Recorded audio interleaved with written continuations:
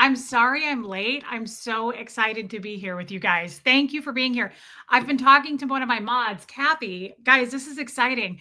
I sent her some videos today and she put them on my StreamYard. So I get to actually show you instead of holding my phone up, which is, I'm pretty old school. I don't know how to do anything. So this is really cool. I am super excited about this. Welcome, everybody. Please, someone assign yourself right now to, at the end of this stream, telling me to blow out that candle. Hey, Ruth. Hey, Bohemian Luciferian Witch. Kristen Melinda, I love you, girl. Thanks for coming over. Oh my God, it's Ren B. Do I have lipstick on my teeth? No. Ren B, I love you. And I'm thinking about you a lot. We need to have one of our FaceTime calls. Hey, Boho Hobo. Claire, Tamber June, Andy made it. Thank you for being here. Hey, Feisty Kitty. Grand Theft Hoopty, that is cute, and welcome. Welcome, welcome. Hey, Marissa Martin, Debbie Blair. I tried super chatting this, but it wouldn't let me know. Joke, I'm not staying. This is a very personal show for you. Love you, and I'll talk to you later. All right, babe. Thank you for being here. Sunny and Forehaven and Grimm, Christy Lynn Wilson, Janet's here. Mods, thank you for being here. Becky USA, Downs Mom, Anne from Massachusetts. Thank you, Anne. It was a toss-up. The hair is adorable. Love the braids, guys. The hair is super dirty. And I was like, I don't feel like washing my hair today. So this is what happened. So thank you. I should have put a hat on probably. Michigan Troll, Jana Hertzberg, Marie Marion, Mags, Vic Blair. Nicole is here. Galen, Holly Day, Anna Banana, Katie Fulton. I love that you made it, Katie.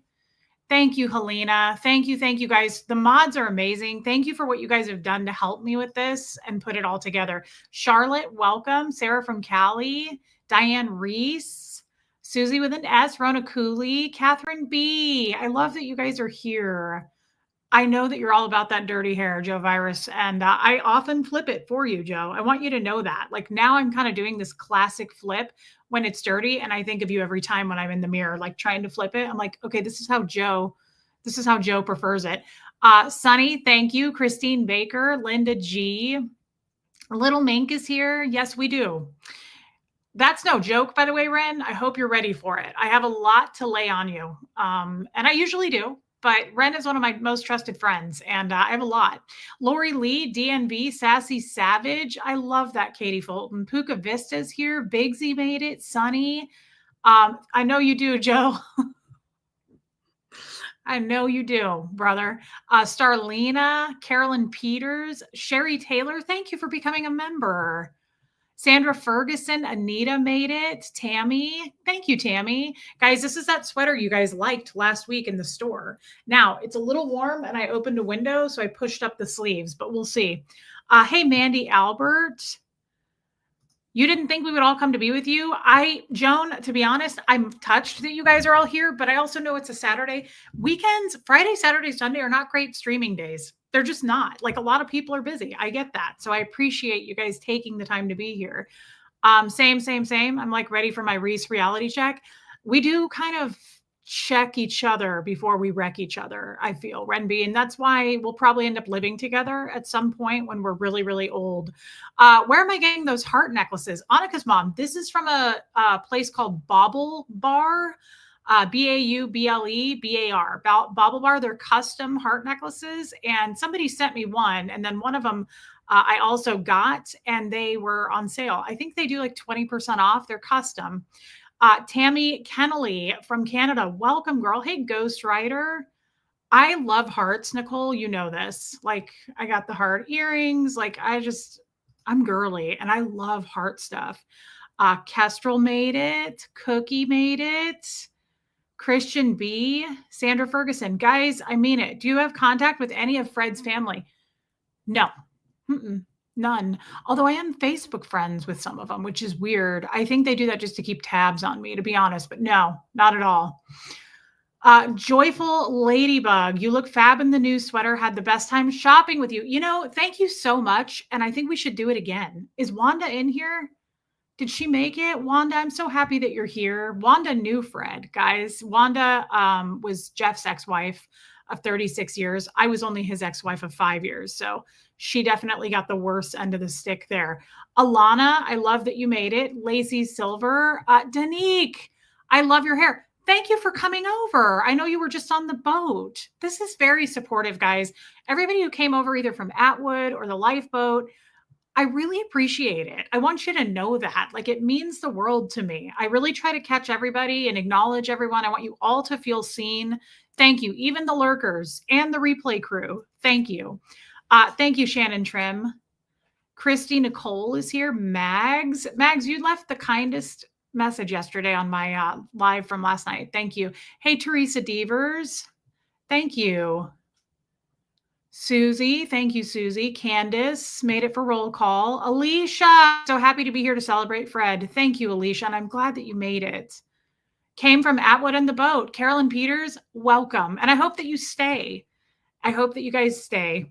Please check your subscriptions while you're here because YouTube unsubscribes you guys without you knowing it.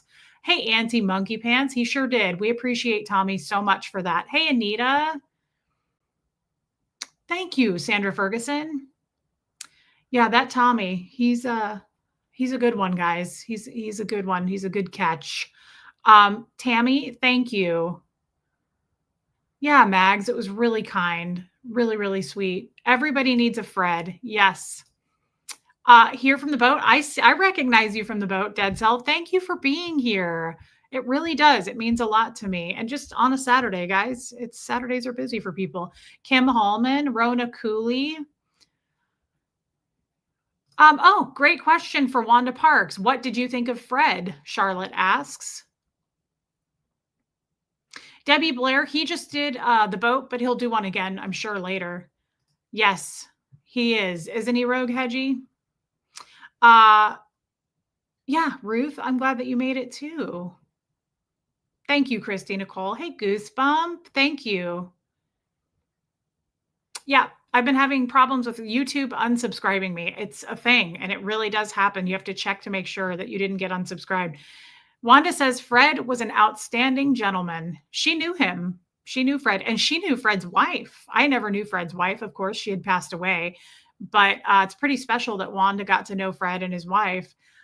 Sherry Taylor, yeah, it's rainy here too, and really kind of dreary. Wine a little bit more. Welcome. Yeah, Alana, I know you do. Fred, he is adorable. Thank you, Helen girl. Yeah, I got this last week shopping with you guys, and I thought I'm going to put it on for Fred's birthday. I also am wearing Fred's wedding ring on my other hand. This was my wedding ring from him. I love you, Liz. Thank you. Thank you. Thank you for the super chat. Thank you for saying that. Happy Freduary. Gentlemen are few and far between these days. I would agree with that 100%. Absolutely. Be safe, Christy. Danique, what blush? Love the glow. Today I'm wearing House. Hey, Tommy Bird. That is so kind. Thank you. That means a lot to me, Tommy Bird. Thank you. I'm glad we've kind of gotten to know each other. I like your story. Katie Fulton. Today I'm wearing House Labs by Lady Gaga in lilac. And then I'm wearing I don't know if you can still get it. I got this highlighter a long time ago. It's that brand Milk. They sell it at Sephora still, I think. It's clean. It's one of those clean brands at Sephora. I got mine at TJ Maxx, but it's like a lilac highlighter, and I threw it over it. So thank you for noticing. I like Lady Gaga's brands. I arrived via the lifeboat. Still love the boat, but I'm loving the island of relatable reefs. Boho hobo, that is such a nice thing to say. Seriously, that really is validating for me because I know, like Tommy and I, and of course, Casper and Johnny and Spanx, we all support each other. But the fact of the matter is, not everybody's going to like everybody's personality show. That's why there's a million news anchors and you can choose who you want to watch, right? They're all saying the same thing. Well, we're not, obviously, but I know Tommy and all of them can send people to me, and I'm not going to be everybody's cup of tea. So I realize some of you are going to come and go, yeah, no, I don't like it. I'd rather talk about Diddy. I'm more into true crime, whatever that may be. And I know a handful of you will stay, and I know some of you have. So I just want to say that means a lot to me. Thank you. Thank you for being supportive. Well, that's a lot of kids, Christy Nicole. I went into the dressing room with you guys, didn't I, Sherry Taylor? I think I want to do a stream at a thrift store and do that. I'd like to go to a thrift store and pull a bunch of stuff, and we do the same thing. And we go into a fitting room and put stuff together. That's my favorite thing to do. Alicia, if that's not true, Wanda Parks, you are lovely. I'm so glad you and Reese share a friendship. Thank you for saying that, Alicia. And it's true. I am too. I'm really happy to know Wanda. I'm very honored. Grifter alert. Ex Mortius, thank you. Everybody makes fun of me when I drink one of these, which is not very often because of the sugar, but people say that I'm make too much money to be drinking a Clearly Canadian. So I just wanted to point that out. True to it. I'm happy to see you. I don't always get to see you. Ooh, yeah, it's a lot of sugar. Yeah, Little Mink, I think I will. Hey, J9. Danique says, thank you so much for answering. Looks great. I will look for it online since I am from the Netherlands, so we don't have the same stores. Wonder if there are more Dutch people here. Could be. Honestly, I don't know, but there's a lot of people from all over. Yes. Kristen Melinda. Wanda Parks. Reese is lovely and brave. I love Wanda Parks. Thank you. I really trust her and I really love her. Kate Murphy. What an angel. Mare. Happy Fred month. Love you. Mama's missing you. Can't stay, but had to see my girl. Love to the room. I love when you stop in, Mare. I love to see you. I always feel so, every time I see you, I feel such a connection to you. Thank you. Thank you. Thank you. You might have already left, but thank you for your giant super chat and for the love, girl. We love you back. Does Fred have a grandson for me? Nope. Granddaughter. One granddaughter. That's it. Sorry, Nicole. Dang. Yeah, Bobble Bar has really cute stuff, Becky, and it's not very expensive. Some of it's really cheap. Helena, fancy water tax. Yeah, somebody had to do it. And Helena, it was you. We appreciate that so much. Did you thank yourself for your own super chat, Helena? Heather Mack, thank you. Guys, so hey, Anita Card. So today is a special stream. And it's not going to be, again, for everybody, especially maybe the new people may not. I don't know. I kind of don't want to say that and talk people out of it. Fred had one child. He had a son. They're 20 years apart. So his son's kind of old. Okay. Love you, Ren B. That's okay. I know. DNV. Ren B is here. Did kid come in? She didn't want to? Okay. Thank you, Wendy Brewer. Bobo, be nice to your sister, please. Oh, Bo went out? Yeah. Oh. Hux, if he needs to go out and potty, make sure you let him out. If he acts weird, take him out. I'll let him out right now. Maybe you should. Okay, thanks, son. Yeah, the OGs. I love talking about Fred. So Fred, let me just give you a little bit of a background. Fred was, and this is interesting for some of you new people, Fred was a jester also. Fred was my husband. So I've been married to two jesters. And so they were both obviously in the Masons. And thank you, Mags. Yes, Wanda. Crystal's new baby is so cute, you guys. Crystal got a dog today. She rescued a dog. Hold on. I'm going to clean these. Anka. Thank you, Anka, for coming over. I saw you on the boat earlier. Thank you for being here. Thank you, Christy Nicole. You guys are so validating. I feel like I'm going to need that. I'm going to need it. He was a protector, though. Fred was a big protector. Absolutely. Still is in my book. Thank you, Justine. Fred was old school because he was old. He was old. I don't have a picture of the new baby, but she posted one, Rain, on her Facebook. If you're friends with Crystal, she might have posted one in our Facebook group. I'll ask her to. Hey, Danique, thank you so much for your super sticker, babe, and your support. That is really kind. So thank you, Ms. Lady Hummingbird. Let me show you if I can. Okay, so this is special today because I don't usually have like tricks that I can put on StreamYard. I'm really dumb with technicality stuff, and I just show you guys pictures on my phone. Kathy, one of my mods, put up pictures on StreamYard. So I think if I do this right, I can show you guys I have videos uploaded today of Fred playing the piano. This is going to be really special if we can make this work. I'm going to try first with photos. Okay. So here's some pictures I've never shown with you guys of Fred. If I can get this to work, if I can't, forget it. Yes. Oh my God. Okay. This is amazing, you guys. This is a first. I've never done anything like this. I feel so cool. Antoinette.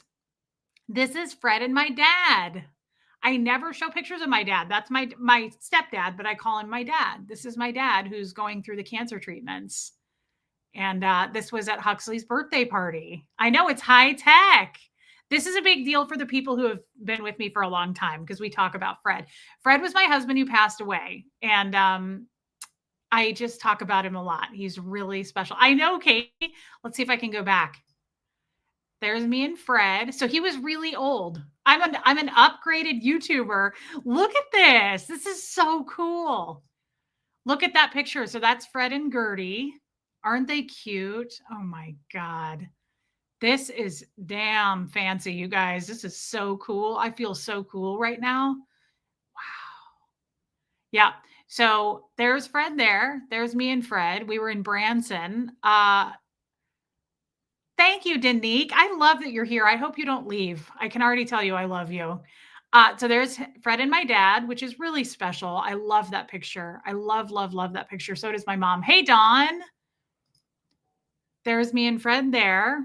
That was at Huxley's school. That was back to school night. How cute is that? We did everything together. That's the funny picture when he went to the emergency room for his bloody nose. And I asked if we could get one of those nose plugs for me so that we could take a picture together. I know it was so silly. Thank you, Mags. Oh my God, that's so nice. That's Fred and Huxley. When Huxley was really little, he was probably like 6 or 7 there. Is that so cute? I know, it's so cute. What is my natural hair color? It's a little bit darker than my current color. I'm probably like a dirty blonde. Actually, that's my natural hair color right there. I hadn't dyed my hair. Hey, Tony's Hooter, right there. That's my real hair color. So I guess it's kind of a dark blonde or maybe even a light brown, I would say. I don't like it. I like being lighter blonde. Okay. And then do we have another picture or is that it? That's a black tie event that we went to. This is so cool that I can show you guys this. Oh, Yorkie mom, that sucks. I'm sorry to hear that. That's okay, Anka. I'm just happy you're here. So that was a black tie event that we went to. Look at how cute Fred is, you guys. Oh, that's the same one. I think he looks like the Tivol guy. Doesn't he look like the Tivol guy? Hi, Bobo. Thanks, Hux. Did you go out and do another poop? Doesn't he look? Does anybody know who the Tivol guy is? That guy on the Tivol commercials? Doesn't he look like him there? He looks like the Tivol guy. So cute. Look at how cute that is. We were going out in snow together. Oh my God. Is that so cute? I mean, I totally get that I look terrible in these photos. I don't look good at all, but I don't care. The Tivol guy, Tivol rain virus, Tivol. You know what? I think that's a Kansas City only. It's a very, very high-end, expensive diamond store in Kansas City. And they had commercials with the dude, and he looked like that. Tivol, Tivol. Oh, and that's Fred. He was a Shriner, and I thought I would show this photo. Isn't he cute? I mean, I don't care. I love him. I love him so much. He's so cute. Yeah, that's my natural hair color right there. Okay, Antoinette, I'll stop. He's so cute. Oh, look at him there. That was on Valentine's Day. We were at a Valentine's Day party. Isn't he adorable? You guys, look at his giant ears. Is this so cute? This makes me so happy that we can do this without my phone. His ears, he used to laugh at me because I would say, God, I love your ears. Isn't he cute? That was the Valentine's Day party. We were getting ready to go to a sit-down dinner. How cute.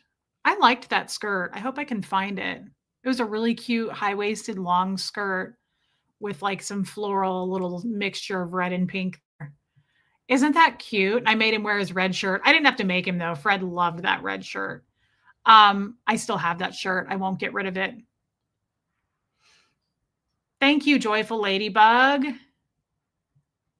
He was oh, and I love this picture. So we used to drive together to this one. Thank you, Ruth. We used to go to this park all the time, like 2 or 3 times a week, and we would sit there and watch the deer. And I took that picture because we were just parked watching the deer. We loved doing that. We did that on a Christmas Eve one time, and there were so many deer. I'll never forget that. Look at how I just think he looks.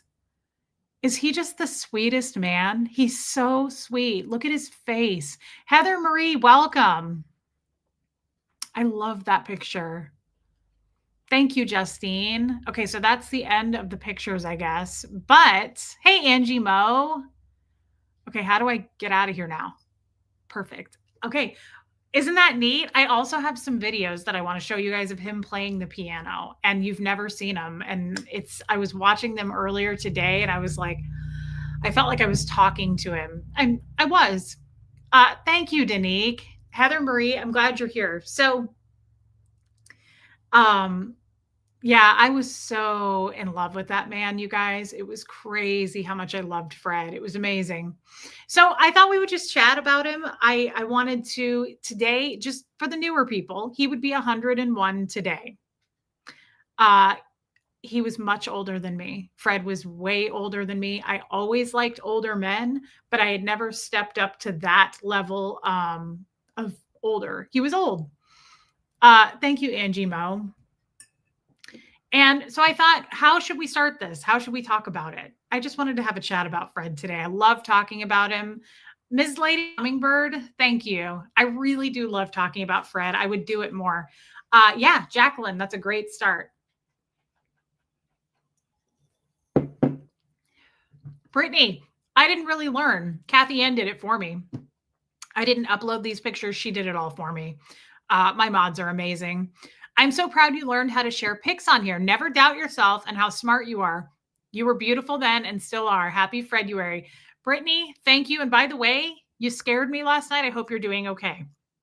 Please give me an update on that when you can. Thank you. Thank you, though. Hey, Robin Miners. Oh, what was the age difference? 60 years, Danique. We were 60 years apart. He was born February 8th. I was born July 8th. And I always thought that was kind of cute that we were born on the 8th. He looks like the guy from the Six Flags commercial. Interesting. I've not seen that. Heather, I'm about to. Yeah. Hey, Heather Rhodes. I love that you're here. Thank you, Mags. You love older men too? I mean, I really do like older men. Happy heavenly birthday, Fred. Love you, Reese. Thank you, Alicia. That's so kind of you. Thank you. Hey, Nancy, by my love. I love Clearly Canadian. I just don't drink it very much. Doug is 17 years older. I like that. That's a good start. Those are rookie numbers, Rogue Hedgie, but that's a good start. That's a good start. I love it when I say I like older men. And then women will go, oh, me too. My husband is 9 years older than me. And I'm like, those are some rookie numbers. I was born in 84. Tommy was born in 70. We're 14 years apart. It's absolutely nothing. Like Tommy is not, I like them super crispy, like really well done. Tommy is not that, but that's okay. We love Tommy. We're in love with Tommy and you. Bobo. It's Fred's birthday, Bobo. You're so cute. He's so smiley.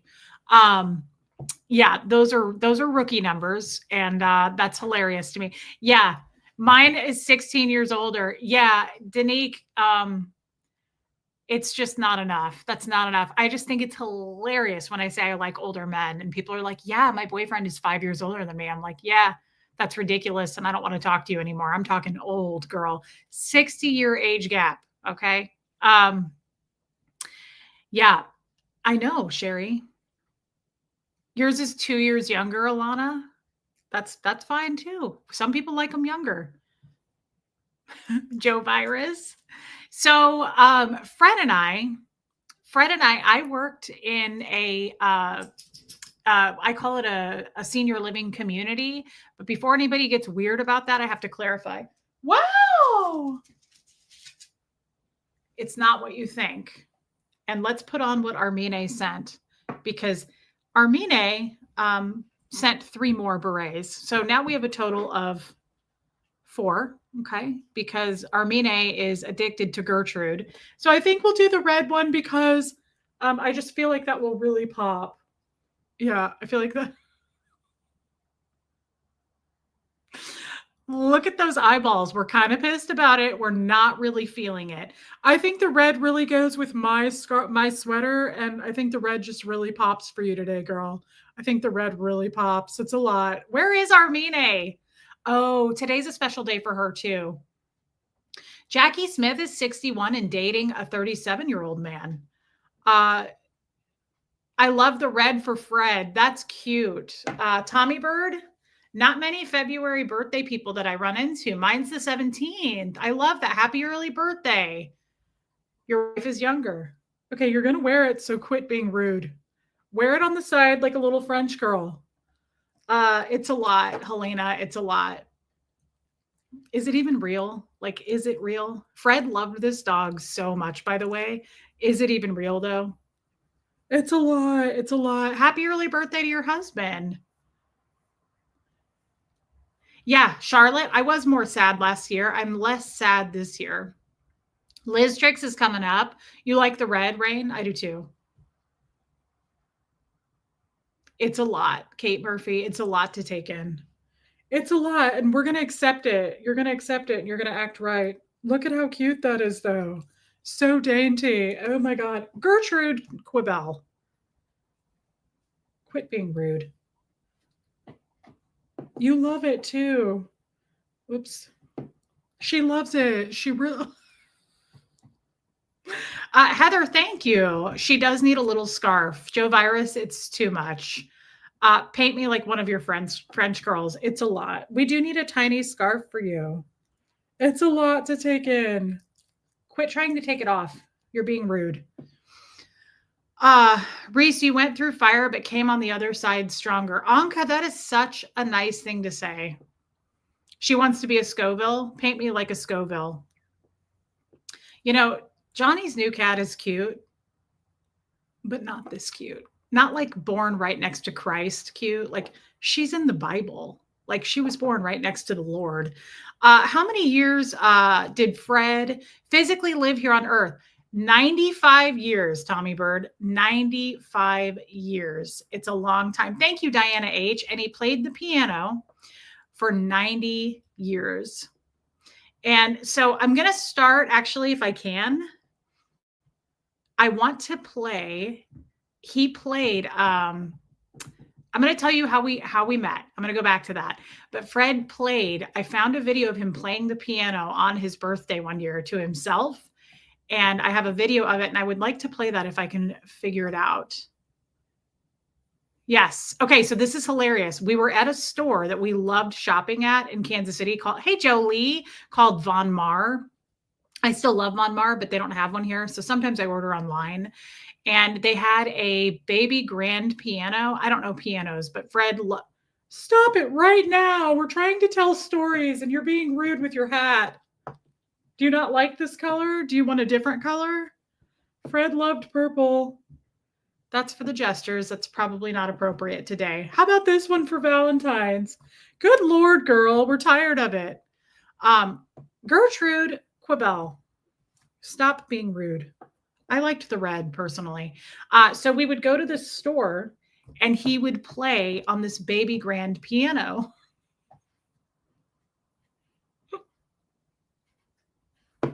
I feel sorry for you. Sit in the chair. I feel bad for you. All right, then. Yeah, absolutely, Tommy Bird, but it's okay. He was 95. So anyway, I want to play this video before I go any further because I found it today. Anka, that you are really, really nice. Hey, healthy green lifestyle.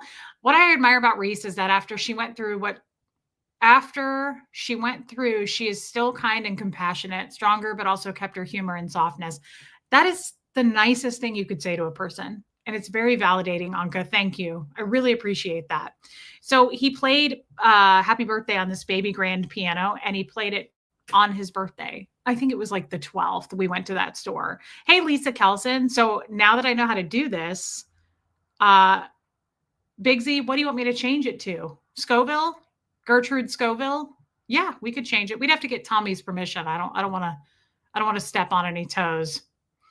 Okay, here we go. I want to play this and then I'll talk about Fred some more. This is so cool that I have these piano videos on here to play. Here we go. If this works. Happy birthday. I know, precious.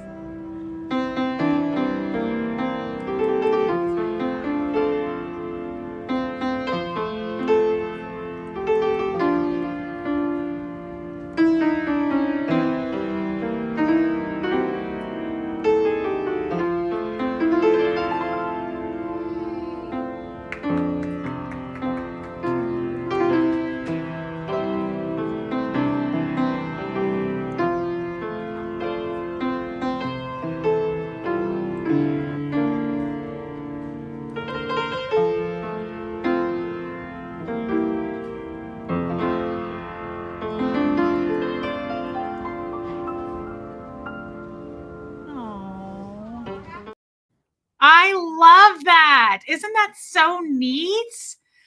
Oh my God, I love this so much. By the way, Alexina, welcome. Thank you for coming over. I love this. And guys, I have more videos today. Yeah, Wanda, absolutely. It's so okay. So here's what else is cool about Fred. I'm going to play another happy birthday one if it's on here, but maybe it's not. I don't see it. Thank you, Shannon C. What's really cool about Fred, I never once saw him play to music. He never played to music.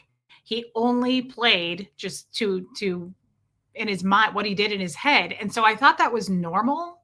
And I remember my ex-husband was the cellist. He played the cello for real. He said, he goes, that's very talented as a musician. Most of them play to piano music. It's not common to just hear a song and play it.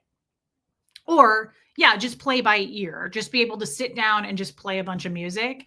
Yeah, he made up a lot of that stuff on his own, a lot of it. And it was just, it's so cool. Anyway, okay, we're going to play some videos, but I want to talk about this because some people are new here and I'm all over the place and I'm sorry, but I'm excited. I'm so excited that I can do this. I've never been able to show pictures or play videos before. I don't know what I'm doing. That's cool, Angie Mo. So anyway, I worked in a senior living place. Now, there's different levels of senior living because I don't want anybody to get the creeps right off the bat. I worked in an independent community, which was, it's I'm trying to do like apartments for 65 and up. So there's no, so then the next step up from there would be like assisted living. You've got long-term skilled care living. You've got memory care. Those are places where older people have to go in order to be taken care of. The place I worked at was just independent living. You just lived there. You downsized from your house. You went into an apartment that was easier for you to manage, and you still came and went. You drive, you do whatever. Nobody's taking care of you. Okay. I just want to make that clear because it could come off as creepy if I like met him at a place where he was being cared for. That would be weird. And unethical, to be honest. That would be weird. It would make me feel uncomfortable. So anyway, I loved my job. I absolutely loved my job. I loved the people. I met so many people. I made so many friends, a lot of funerals, which is hard. But yeah, trolls try to make it creepy. They don't have anything else to do in their life. Hey, Sophia. Yeah, Sophia's right. It's essentially a little extra security while living independently. Yes, that's true. And it's just easier. Like nobody in their 80s wants to live in some giant house you lived in your whole life and you have to care for that. So people just downsize and move to apartments. Thank you, Heather. So I'm working there. And at first I volunteered there because they didn't have, my tattoos said, I'm rooting for you and I'm on your side. And that's what Fred always said to me. No, Wanda, I don't think I did. Yeah, or do yard work. So anyway, I volunteered at first because they didn't have a position. And then about 6 months after I volunteered, they finally had a position for me. And Fred went to church every Sunday. He was a Baptist. And I volunteered on Sundays. They needed somebody on Sundays, and nobody wanted to work Sundays. So I volunteered it. And he comes breezing. I miss it so much, Nicole. I loved it. I absolutely loved it. He comes breezing through these doors with his Bible. He's always holding his Bible. And he was fast. Fred was in his 90s, but he was super fast, guys. Like he was not, he drove, he was a man about town. And he comes flying through these doors. And I was at the front desk by myself. Thank you, Moon Taxi. And I did this, I told you guys some of this yesterday, but he comes, thank you, Franca. Franca, I'm going to call you Franca. Thank you, girl. He comes flying through and he does this. Once he sees me, he does the double look. And he comes over to me. And I was like, I felt it right away. I mean, and again, keep in mind, I'd never been curious or interested in old men like that. Okay. I'd never, no, I liked him older, but not that old. And he was super hip. And he comes walking up to me and he grabbed my hand and he was like, hello. And what is your name? And I was like, hi, Reese. And I wanted to say, I told you guys this yesterday. Fred was extremely flirty, very flirty with women. But something that's important to know for me anyway, because I've been around a lot of creepy dudes, never gave off a creepy old man vibe, which is important, obviously, right? Creepy human being vibe is important to not give off, whether you're a man or a woman. But he never gave me that impression. And that was important to me. He always came off as very funny and it was innocent and not, I just didn't get like a ugh, don't touch me, like very sweet. Yeah, J9, you knew it. Hey, Darcy's. And from then, he was pretty into me from then on. And I didn't know how I felt. I mean, I knew I felt something, but I was like, is this, I don't know. Thank you, Karma Chameleon.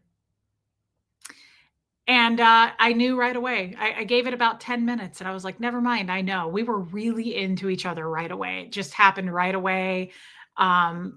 We started going on dates. I don't know how many of you have Cracker Barrel around you, but he was your typical old man. We went to a lot of Cracker Barrels. And I didn't care. I didn't care where we went. We went to movies. We went and parked all the time at this park to watch the deer and the sunset. We held hands everywhere we went. And it was just a fire from day one. It just lit a fire. I didn't care. I kept it fairly to myself. Like I didn't have a lot of friends. And obviously I was a Scientologist. So it's not like I was running around to all of my girlfriends and saying I'm in love. There was really no one to talk to anyway. I was very close friends with my ex-husband, Michael, who is Huxley's dad. And I told him about it. And he was like, this is weird. You're weird. Like we were really pretty close at that point. We had just gotten divorced. And he was like, I don't know about this. I don't know how I feel about this. And I said, I don't care how you feel about it. Like I've never felt this way before. And I mean that. I said this yesterday, and this is probably the biggest thing. Oh God, Justine, they're everywhere here. Cracker Barrels everywhere.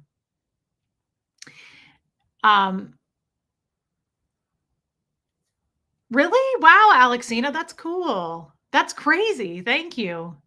Thank you, Sharon HL.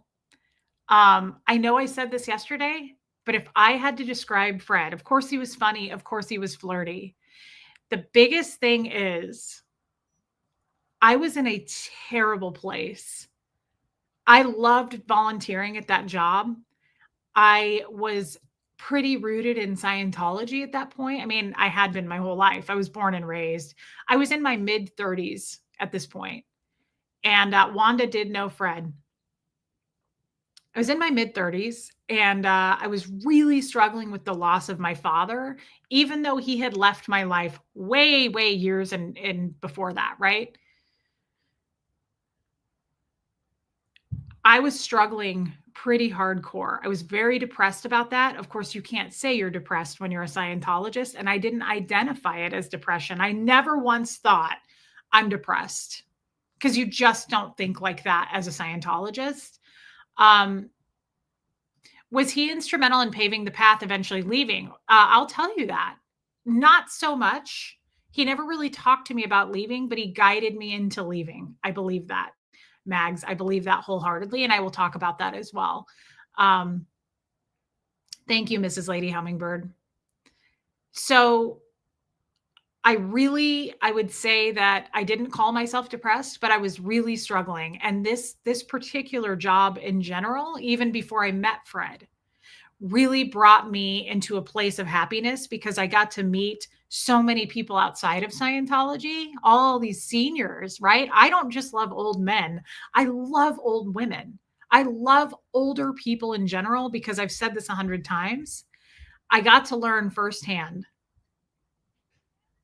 Yes, Tammy, I got to learn they have all the time in the world. They're patient, they're full of wisdom, they've seen and heard everything. Some of these people are 80, 90, 100. I mean, we had many people. Floyd lived to 102, Viola lived to 103, Joe Virus, don't start. Uh, think how many think how much those 100-year-old eyes and ears have seen and heard. And to sit on a couch or a bench with them and talk for a couple hours, they just listen, they acknowledge you, they make you feel seen. And some of these people are so wise and they never have any family. Nobody calls them, nobody comes to visit. People treat them like they have dementia. Sometimes people would walk in and be like, "Can you hear me okay?" And it's like, or they just talk slow at them like that because they have to be right. They have to be senile because they're old. No, no, these people are gifts of this universe. And you know what? Once they're gone, they're going to be gone. And it's an amazing generation. It's the best generation. People, World War II vets, people who've been around forever. And they've seen it all. They've seen it all. They're amazing. I miss that. That was my favorite part of my job. When I was done working, when I was done for the day, I would often go sit and just chat with people in their apartments. Like I would call up Viola, who was 100, and I'd be like, I took Gertie to work with me every day. And I would say, Gertie and I are going to come up and eat dinner with you. And I would bring up food and we would just sit. Hey, Carrie Ann, I'm happy to see you. So it wasn't just Fred. I made so many friends. Now, Fred was my best friend ever in the universe, ever, ever, ever. But I had many best friends there. I had a lot of female friends that I would just sit on the couch with when I was done with my shift. I would just come out of the front desk area and I would go sit with them all. And we would just talk and talk and talk. And before I knew it, it'd be like 9 o'clock at night. Erica, I'm happy you're here, Erica. So I want to stress the importance of that. Like, just because somebody's really old doesn't mean they're decrepit or senile. Like, you have no idea the gift sitting there by you of people who may have experienced serious losses or, like I said, went through wars, lost, got to see people lose their friends and family, and they're tough. Fred, when he died and the officiant asked me like what he was going to talk about at the funeral, and he said, what's one word that you would think of for Fred? And I said, no question, fearless. Fred was so tough, physically very tough, very, very strong. When he would come to town, my dad would have to take his wedding ring off to shake Fred's hand because Fred had huge hands like Tommy, and he would squeeze that hand. And so he was tough physically. He was not weak in any way, mentally or physically. But mentally, he was so strong. And that's not unusual for old people. They're strong. They're very, very tough people. What are you doing? What's going on with you? Bo got into the trash yesterday, and ever since then, he's been farting a lot, and I want to make sure he doesn't have to poop. You have already lived many lives in this 40 years, Reese. Thank you for saying that, J9. Do I ever think of doing that kind of work again? Seems like you have a real gift in that field. I stopped doing it during COVID. COVID made it really hard. Bo misses Tommy. He probably does. Bo loves Tommy. Yes, maybe one day I will. Maybe one day I will. It was so rewarding. And I just, outside of doing this kind of work on YouTube and talking with people and connecting, it's the same thing. I would say I wouldn't normally say this, but I would say I have a gift for talking with people and wanting to actually connect. I don't do small talk. I don't do any of that. I want to really get to know. I want to really connect with people. And I would say that's why I love this YouTube channel so much. But that's why I also loved that job because they had all the time in the world to sit and connect with me. And I really connected. And not everybody likes to do that. Not everybody really likes to do that. Some people have anxiety about that and they just do small talk. I love to get into the guts of things, the why. I loved sitting with some of those. Denise, thank you. That's such a nice thing coming from you. Hey, Leslie Martin. I loved sitting with some of those older ladies and they would talk about the loves of their lives they lost, their husbands that they had forever, decades, and how they met and how their marriage worked and each other's roles in that marriage. And it was so rewarding to me. It was like I just ate it. I was like getting nourishment from it. It was just life lessons. Who better to hear life lessons from than people who have been through it and were successful? Like, I don't want to talk to people who are trying to talk me out of something or failed at it themselves or are just negative. And I want to talk to people who are inspiring and who are patient and willing to listen to me and guide me, but not tell me what to do and not tell me I'm wrong. Those people are gold like that. Seniors are the best. They are the best, I promise. It's my favorite thing. That's why everybody makes fun of me and goes, yeah, look out, Reese, around the old men. That's actually, I mean, it's funny. It's not untrue. But if I see a group of older ladies, I'm flocking right over to them too. I love sitting down and talking to older people. They mean the world to me. They've been through so much. They've been through so much. So, what else can I say about Fred? There's a lot to say, and I'm just kind of out of sequence. And I didn't really plan for this, but like what I was going to say, but that's nothing new. I never do. I hit go and it just goes. But everybody knew that Fred and I were together, like where I worked, everybody knew. I didn't have many friends though in real life. And again, it was all Scientology. So I kept that under wraps. And once Fred and I were together, I stopped Scientology. I really, really rarely went to the org. I rarely did any services. I just said, I have a really busy job now. When they would ask me to come in, I made the decision right then and there. I'm going to cry saying this, but I knew Fred was a huge gift to me. And I knew I didn't have decades. So I thought, I don't care what happens to me. I don't care what kind of ethics trouble I get into. I'm not going. I have to be with this man. I have to spend as much time as I can because I know that one day I won't have it. What kind of music did he like? Always gives me a fuller picture. He played old school music, Kristen Melinda, like my outro. I don't know what song that was, but he played old school music. How were you able to marry Fred if you were in Scientology? First of all, I didn't tell anybody we got married right away. I told my friend Michelle, but I didn't tell anybody right away. We both agreed it was for us. And we both knew it wasn't a secret, but people obviously who didn't know us were going to think bad things, kind of like the trolls are now. Like, oh, she was a gold digger. Newsflash, Fred didn't have any money. He didn't have any money. He moved in with me because he was having trouble making his rent. He didn't have a lot of money. So it wasn't about that, but people like to assume weird things, right? People assume strange things. So in the beginning, when we got married, we were like, this is truly a gift for us. And it was such a gift to us to be married to each other. I was more than Fred's best friend, and it went both ways. And Kristen Melinda, I'm going to play I'll play this. Now, this is really long, and I only want to play like the actual first few seconds. I don't think I'm going to play the whole video. What did he do for a living?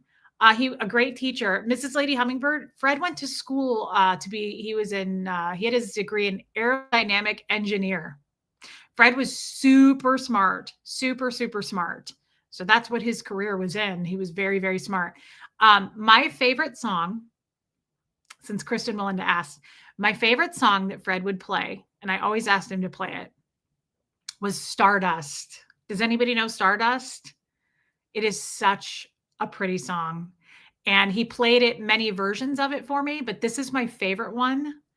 And I want you to watch his hands on the keys. I can't stop watching his hands on the piano keys. He doesn't play by any music, he just plays.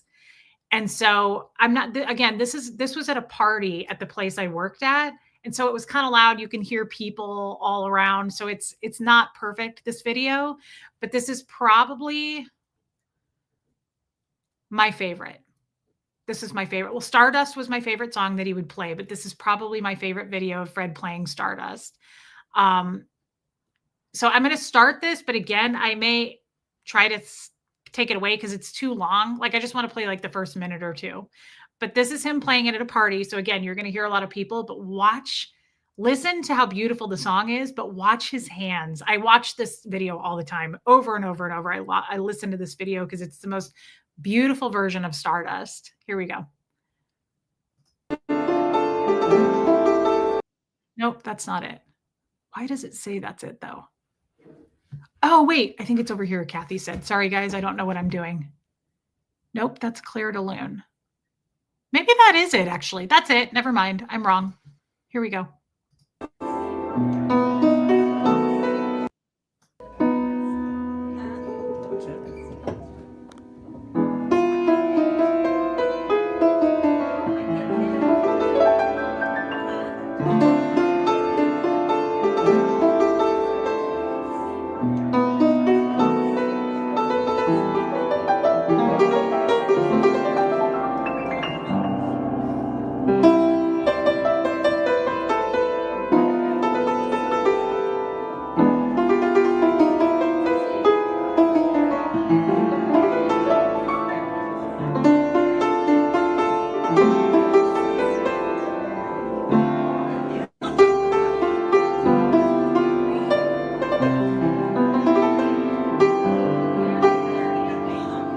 My favorite is the beginning of that. It gets a little slower. I'm actually going to, if we don't mind, can we watch that one more time? Because it's so amazing. And I love the sound of that piano, and just watching his hands move is incredible to me.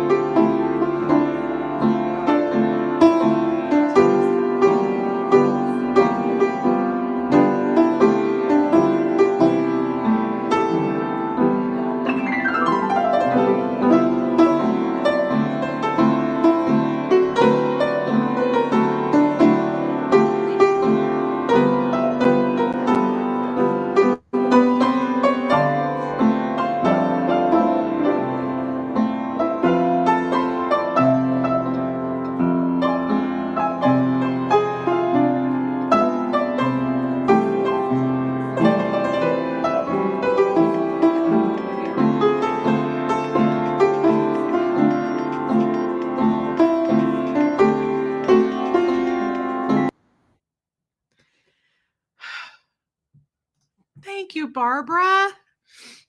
Thank you. It's nice to see you. We were together for several years, Debbie. How was Fred with Huxley? He was amazing with Huxley. He did dance, yes, but that is my favorite video of him playing Stardust. It's so pretty. It's so lovely. I listen to it a lot. And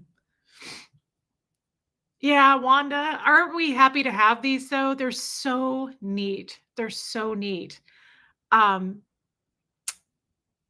There's another one I want to play for you guys.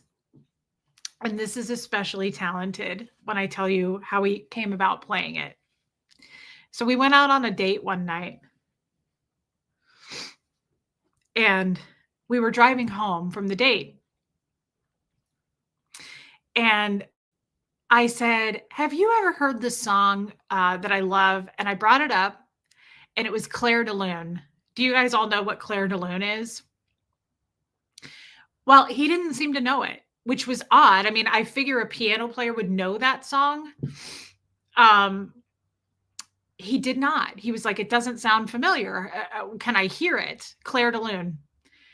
And I said, let me download it. So we were in the car, and I downloaded it on my Apple Music.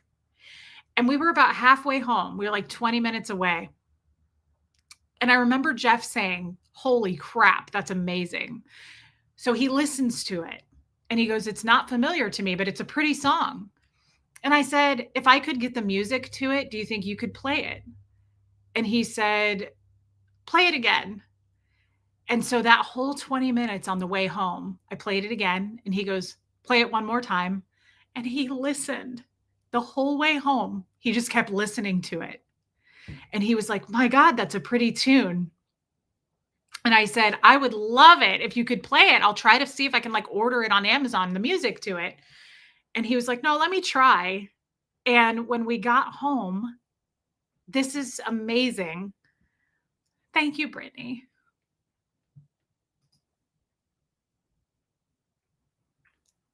It's a beautiful song. If you've never heard it, it's a beautiful song.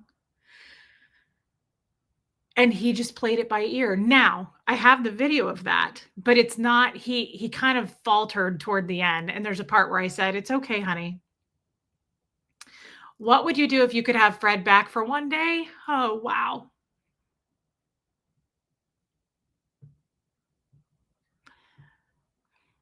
J9, here's the thing. I still feel like he's here. And I talk to him all the time. And I got so much closure with Fred. Thank God. I got so much. He loved Moon River. I got so much closure with Fred that I don't have any regrets, if that makes sense. I don't wish anything. The only thing I would say I wish, if I could have him back for one day, I would make a bunch of videos with him so I could go back and watch us together. I didn't do that. But I have said everything I needed to say. I did everything I wanted to do with him, and he gave me so much for the rest of my life. I feel very fulfilled. And I feel like I will see him again one day. So if I could have him back for one day, I would just sit in his lap and hold his hand like I did all the time anyway. But I kissed Fred so much, and we held hands so much that it really was enough. I don't feel any regret. Like, I wish I would have done this, or I wish I would have said that.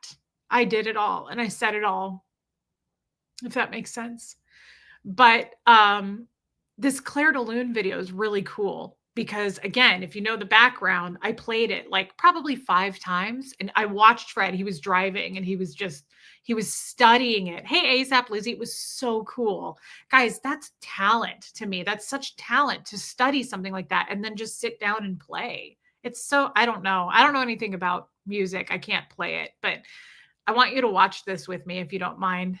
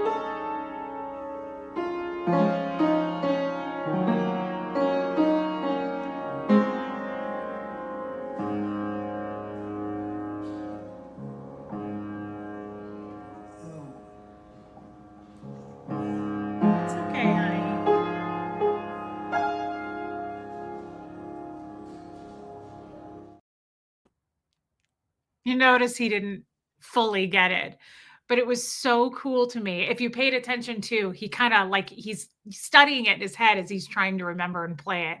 And I just think that is such talent. He was so talented.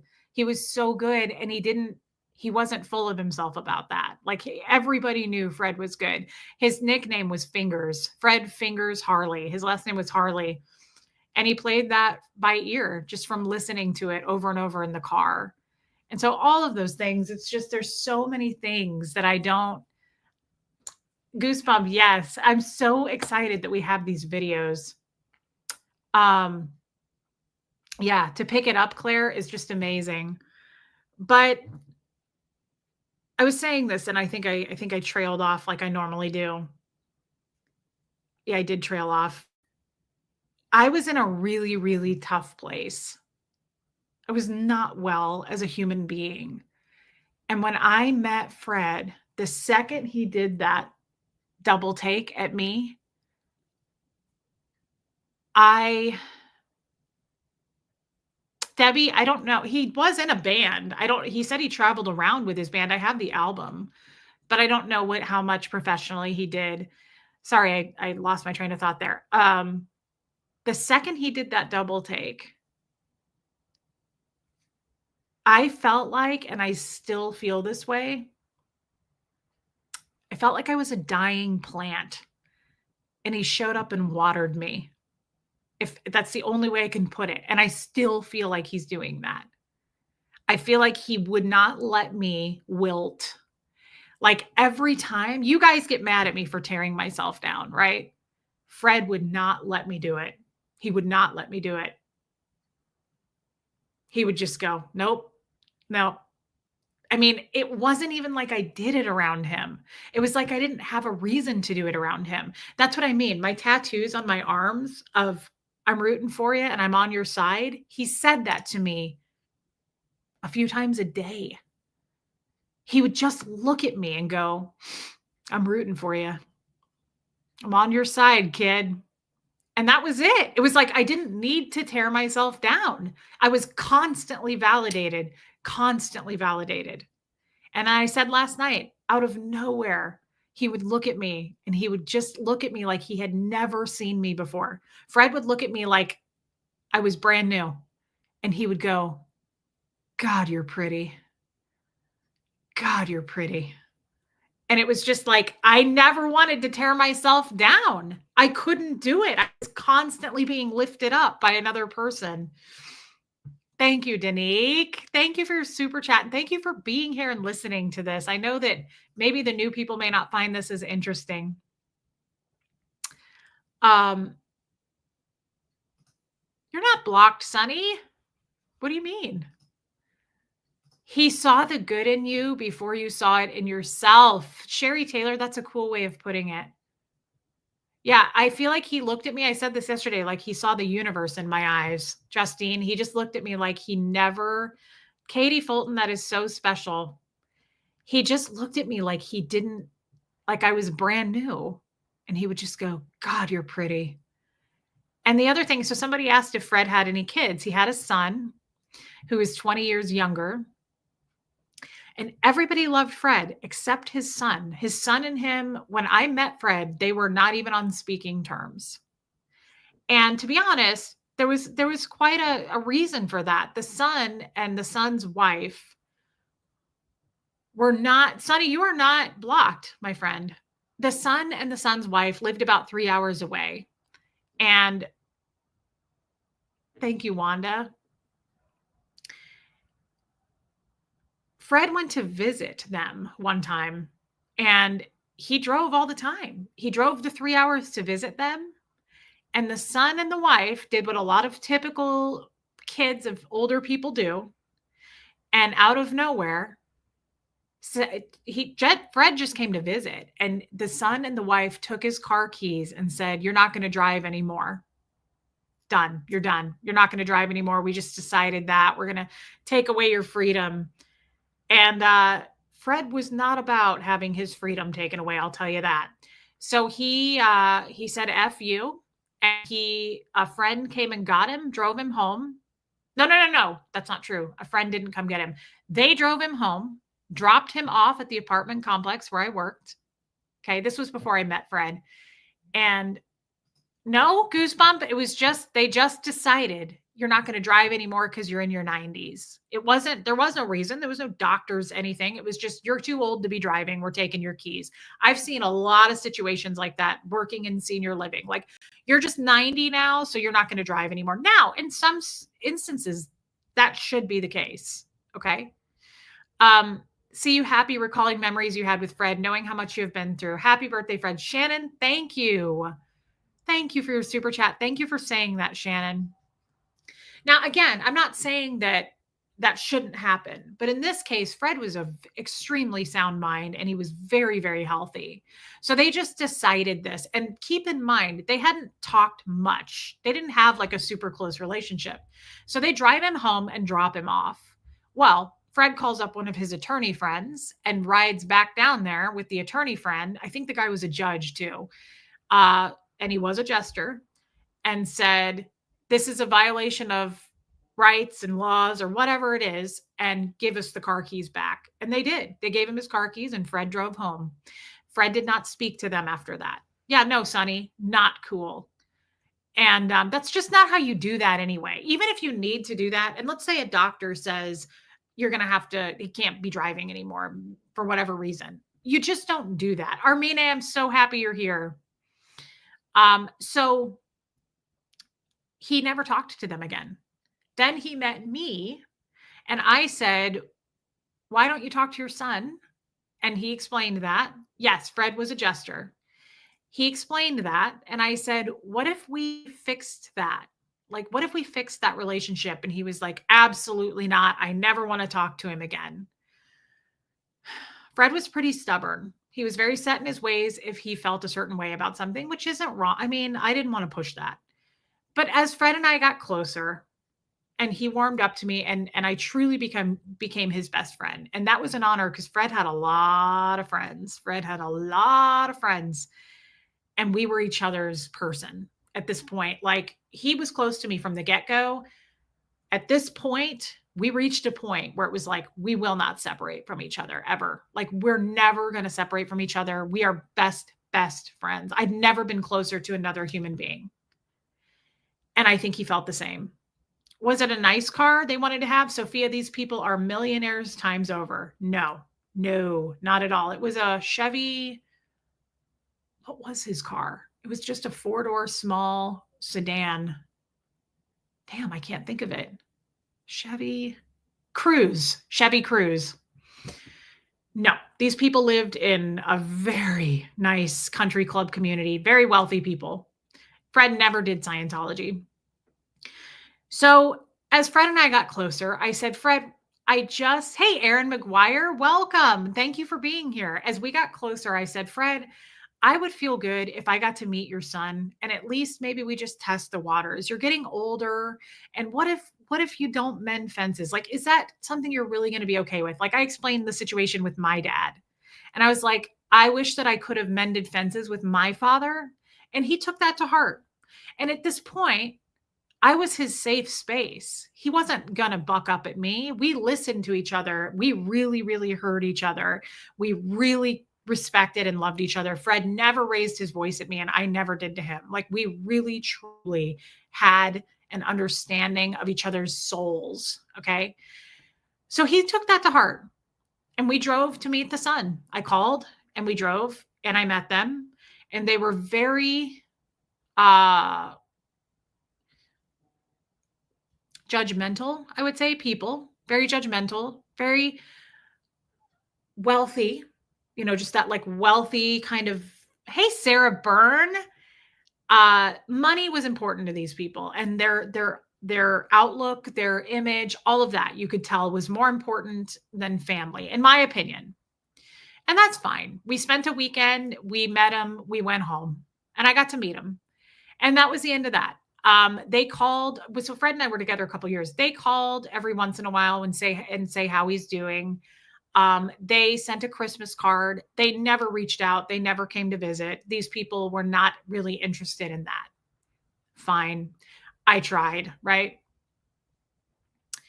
Absolutely, Raymond, as it should. It very much upset Fred to take away his freedom like that. You don't do that to Fred. You don't do that to a lot of people, but Fred was very real about, and he was a very sound mind. He was strong and he built his life. You don't just come take stuff away from people who built themselves up like that. Was his son at his funeral? Yes. So that was that. Everybody loved Fred except his family. And I hate to say that, but it's the truth. And the day he died, his family filed for his life insurance and his pension within 24 hours of him being dead. Never called, never checked on Fred, sent a card about once a year. But man, they went after that money. And I was his wife and they got it. They took the money, they got all of that. And a bunch of people were like, you should fight that. I always say I got what I wanted. I got Fred. That's what I wanted. And they took his money. And that's totally fine. I think Fred's made peace with that. I've certainly made peace with that. They didn't get to know Fred, and that was my gift. So you know what happens after he dies, if you want to cash in, people get really, really weird when people die. And I saw that a lot working in senior living. People get really weird when people die. And yep, I got what the money couldn't buy. I always just wanted Fred. The biggest regret is that I didn't have more time with Fred, but the time I got was quality time.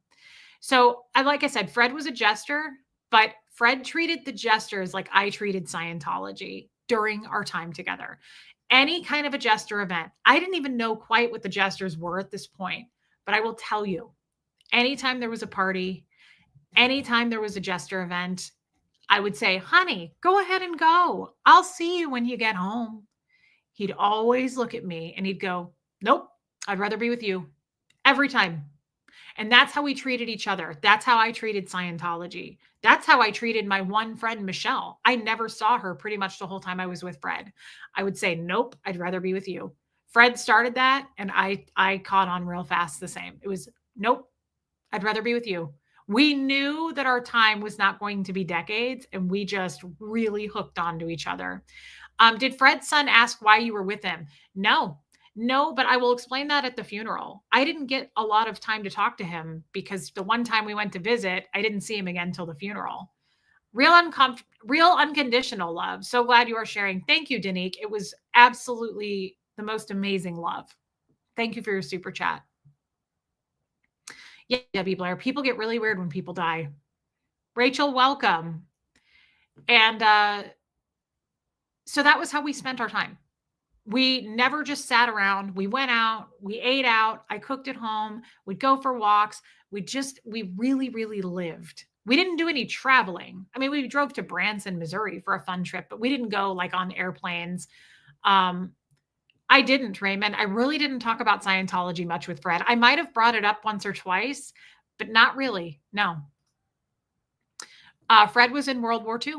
He was a World War II Navy vet. He was in the Navy. Thank you, Debbie. And so we just did our thing.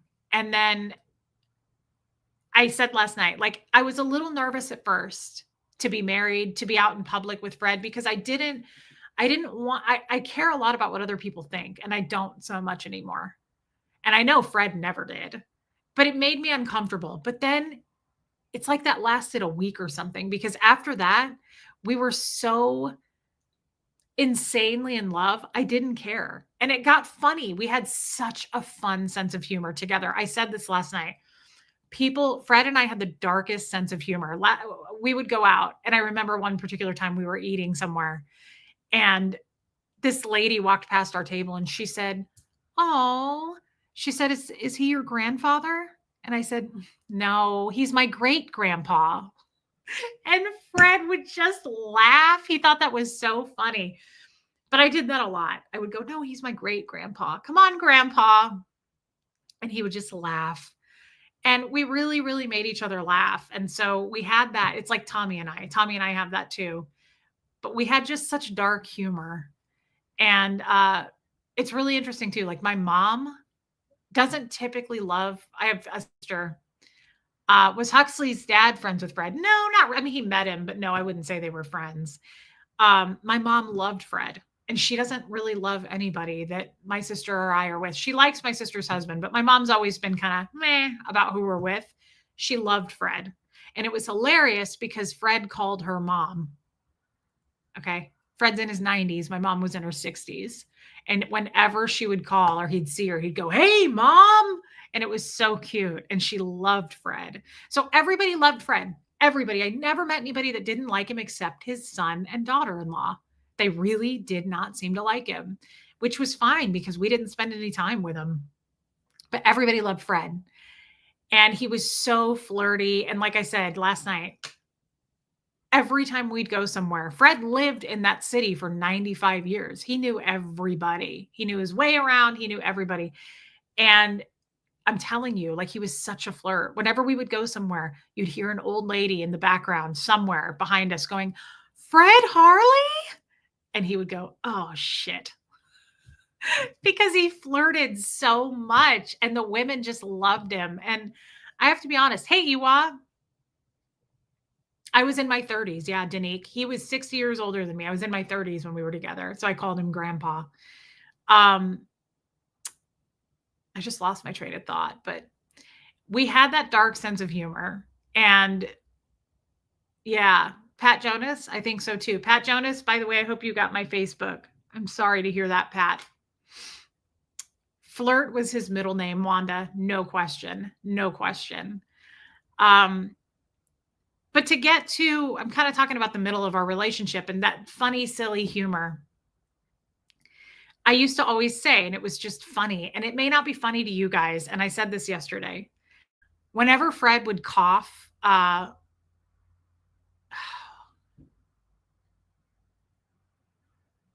do have pictures somewhere. I should have looked for those life after. I do have some really young pictures of Fred. I'll have to find them. Whenever he would cough, Fred had congestive heart failure, just so you guys know. He had it for decades. He managed it. He was doing fine. But whenever he would cough or he would sneeze or anything, I would always say, "Are you dying?" And he'd go, "Hell no." He'd growl at me and we would laugh. And it was just this funny thing. I would always do that. I'd go, "Are you dying?" And he'd go, "Hell no." And we would just laugh. But he had a fall and it was a bad fall. And he had tripped at home one day. And I knew this is why I was always so protective of Fred. He'd get mad at me because he would go outside to sweep or shovel or do something. He'd get up on a freaking ladder and I would go, "No, no, no, no, no, no, no, Fred, Fred, Fred." And he'd go, "Damn it, woman, I'm not a vegetable." Or he'd go, "Damn it, mother hen." He'd do that to me. And I would go, "Fred, it's not that." Like he'd get mad at me sometimes because I think I was overly protective. And I would say, "Fred, it's not that. I'm trying to keep you as long as I can." And when old people fall, sometimes that's the end. Sometimes when they have a fall, they don't recover. And I was always afraid of that. And he ended up falling and he went to the VA hospital. He did something to his back. He did something really bad. And I don't know what. It was like with vertebrae or something, but he did something to his back. And he never fully recovered. He fell, I think, around March 1st. He died April 20th. So he went to the hospital and it was so cute. He was at the VA hospital, and every day I'd go before and after work because I had to work. So I would go before work in the morning, I'd stop, and then I'd go after work and I would stay. And he was so funny. I mean, he did better. He was up, he was walking. They had him on physical therapy. But whenever I'd show up at the hospital, I'd get all dressed up because I had my corporate job and I had all my makeup on. And I'd come up and he'd have a different nurse or physical therapy there and speech therapy, whatever was working with him at the time. I'd show up and he'd be sitting there and he'd go, "That's my wife." And I was like, "Fred," because it would shock people. They'd be like, "Oh, your granddaughter's here." And he would look at everybody. He was so proud of me. He was so proud, of course, right? I was 60 years younger, but he'd go, That's my wife. And I was like, babe, stop. It was so cute. It was so cute. I want to tell the story real quick because not all of you were here last night. It was so cute, Danique. Um, I'll show you this picture again. His nose would not stop bleeding one night. His nose would not stop bleeding. It was so frustrating. And we went to the ER and it was weird. It was a new ER by my house and it was what do they call it? It was like this weird little building, community ER. It was like this tiny place. It wasn't an urgent care, it was an actual ER. And there was nobody there. And the doctor was like super cute and young. Um and he was just funny and we couldn't here I'm going to show you the picture again. Not that one. We couldn't get his nose to stop bleeding. And I said, "Can I get one of those too?" This. Couldn't get his nose to stop bleeding. And we were just having a good time in this ER. It was so funny. Look at how cute he is. And yeah, it was a blood thinner. He was on a blood thinner. Old people are on blood thinners. He was cold all the time. He would turn up my heat in July. Yeah, if he had never fallen, how many years would he have lived? I think he would have lived another 5 years. I believe he would have made it to 100, honestly. Fred was super healthy, driving, running around. He was doing fine. So we're in this ER and this doctor is just chatting it up with Fred. We've got all the time in the world. He doesn't have any other patients. And it was just so funny. And he loved Fred. And he was like, "Where'd you go to school?" And Fred went to MU, Missouri, University of Missouri at Columbia. And they were just chatting it up. And the doctor's like, "So you're his wife?" And I said, "Yeah, I know it's weird, but yes." And I said, "He was married before me. He was married for 72 years." And he was married to a lovely lady. I never met her, but her name was Jenny. And he said, 72 years. I said, "Yeah, he was married for 72 years." And he said, "What happened?" And I said, "They got divorced." I told this story last night. I said they got divorced. He met me and they just decided they couldn't work it out. They couldn't work it out and he ran off with a younger woman. Bye, Lisa. And this doctor and Fred just lost it. They were just laughing so hard. It was so funny. But Fred had that kind of sense of humor.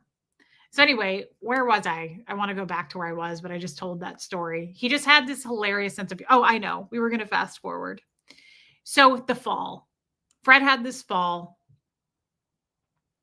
and he never really got better. And he fell around the 1st of March. He was in the hospital. I know, Sophia, what happened to it? Well, I mean, she died, obviously. He was in the hospital for, I think, a week and a half, maybe about a week and a half, not too long. He was in the hospital. But when older people are in the hospital, they get discharged to rehab normally. And he did, of course. He needed rehab just to strengthen. And Jenny was very different than Fred, from what I'm told. Jenny was very quiet and reserved. Fred was loud, boisterous, loud DNV, and Jenny was very, very sweet, very quiet. So he gets discharged to rehab, which was great because it was closer to where we lived, and I got to go over there every day. And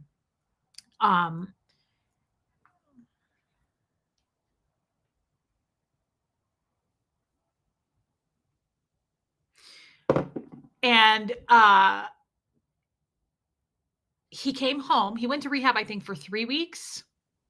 He came home April 5th. That's the day he came home.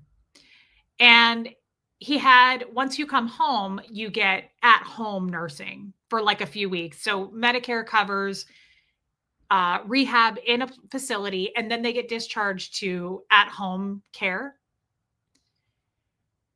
And he wasn't improving. He was in a lot of pain and he just wasn't getting better. And we got an MRI on his back again, and they said it's bad. And he said, well, he looked at me and he goes, "Let's go up to the Mayo Clinic then. I want a second opinion and I want to have surgery." And they were like, "You can't do that. I mean, you can't do that." And he didn't understand. He just thought, I'm going another 10 to 15 years. I got to work, And they just said, "You're going to have to just manage this." And I went to work one day and the nurses came every day while I was at work, and he had PT, physical therapy, and he had an RN that would come, and I think he had speech therapy or something like that. And I got a call from this nurse, and she said, I was at work, and she said, this was on a Wednesday. I wake up and my dog died. Okay. This was the day before.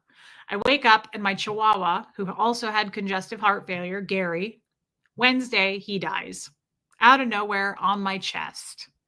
Fred loved Gary. We all did. I had him since he was 9 weeks old, and he just died. And it was horrible. And I had to go to work. I called my boss and I said, my dog just died. And she said, well, I need you to be here. And I said, holy shit. Yeah. Okay. Let me just drop off his body. And I did. And I went and dropped off his body to be cremated. And,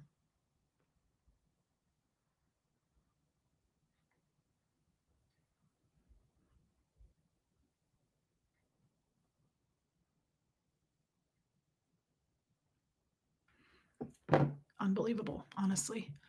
I dropped off his body and I went to work. That was hard. Thursday, I go to work. That was Wednesday that Gary died. Thursday, I go to work, and the nurse calls me after she visits Fred, and she says, I don't think he's improving. And I think that we need to bring in hospice. And I said, really? And she said, yeah, I'm not seeing improvement. But I worked in senior living, and I know that hospice is not the end of the road. Hospice can mean months, right? So I'm freaking out in my mind, but at the same time, I mean, I was crying, but I thought, I've seen it enough that people bounce back even and get taken off hospice and go on to palliative care or something. Like, I was not over the moon, like something really bad. Thursday was my mom's birthday when I got this phone call, and I came home. And I sat down with Fred, and I said, hey, babe, I said, I got to tell you about some news I got today. And I said, the nurse called, and I said that she recommends hospice. And I think I'd never seen someone look so defeated in that moment. Fred was such a fighter, and it really brought him down. And looking back, I don't know if I should have done that. I mean, I don't know if I felt like I had to, right? I was married to him. Was he aware that he was declining? I don't think he was. I think that he knew he was in pain, but hospice shocked him. And I'll never forget what he said to me. He looked at me and he said, hospice? And I said, yeah, hospice. And he said, that's the final chapter. And I said, yeah, but that doesn't mean it has to be, Fred. Like, people can be on hospice for months. Like, it doesn't mean the end. It's just extra care. And I was trying to kind of just convince myself, probably, like, this doesn't mean that. You're going to get through it. So he says, I want to call your mom and wish her a happy birthday and say goodbye. And I said, Fred, come on. This isn't that, right? Like, you're going to last a long time. It's just a recommendation anyway. Like, they may not even be right. But I think it really took the wind out of his sails. And he calls my mom on FaceTime. I'll never forget this. He calls my mom, and he sings her so loud a happy birthday. He goes, hi, Mom. And he sings her this really loud happy birthday. And after he sings it to her, my parents are both on this FaceTime call, and she doesn't know this news, this hospice news. Keep in mind, she doesn't know any of that. And he says, I want to thank you for making me a part of this family. And I'll never forget, he said, I'll see you guys on the other side. And thank you for keeping me in your life and in your family. And I'll see you on the other side. And they both looked confused. And my dad said, he goes, all right, Fred. He said, well, keep playing the piano, like they didn't know. And Fred said, I can't play anymore, but Reese has a lot of videos that you can watch. And I said, Fred, come on, get it together. Are you serious? I was like, there's only room for one of us to be dramatic here. And it's me. I said, you're not going anywhere. Stop with this goodbye crap. So Doug, my old father-in-law, comes over to get Huxley. It was Thursday night. I don't know if he didn't have school the next day. I think he didn't have school the next day, and he was coming to take him. And Fred loved Doug. And Doug walks in and he shakes his hand and he goes, thanks for everything. And I appreciate everything you've done. And I'll see you on the other side. And I was like, stop this. You're freaking me out. Like, stop. And he always prepared me with death. Fred, a year in advance, would say, call up this funeral home if I die. Just give him a call. He had it all set up. And I would go, don't do this to me. I don't want to hear this talk. And he would go, sweetheart, when God calls my name out of a hat, it's just time to go home to God's house. It's no big deal. I'll see you again. And he was so matter of fact about it. And he would probably do that to me quarterly. He'd go, now, if something happens, you know to call, you know the number, and I'm just going home to God's house. And I would go, Fred, stop it. Not ready to talk about this. And he would stop. Well, this particular night, when he said his goodbyes, he said to me, he said, I'll always still be here. No matter what, I'll still be here. And then he gave me this talk about how he said, you're going to do great, kid. He said, you're going to do really well. And he said, you're going to walk streets of gold or paths of gold or something like that. And we were sitting on the couch together and he said, I will still be around. I will still be here. And I said, Fred, stop. You're not dying today. Stop. And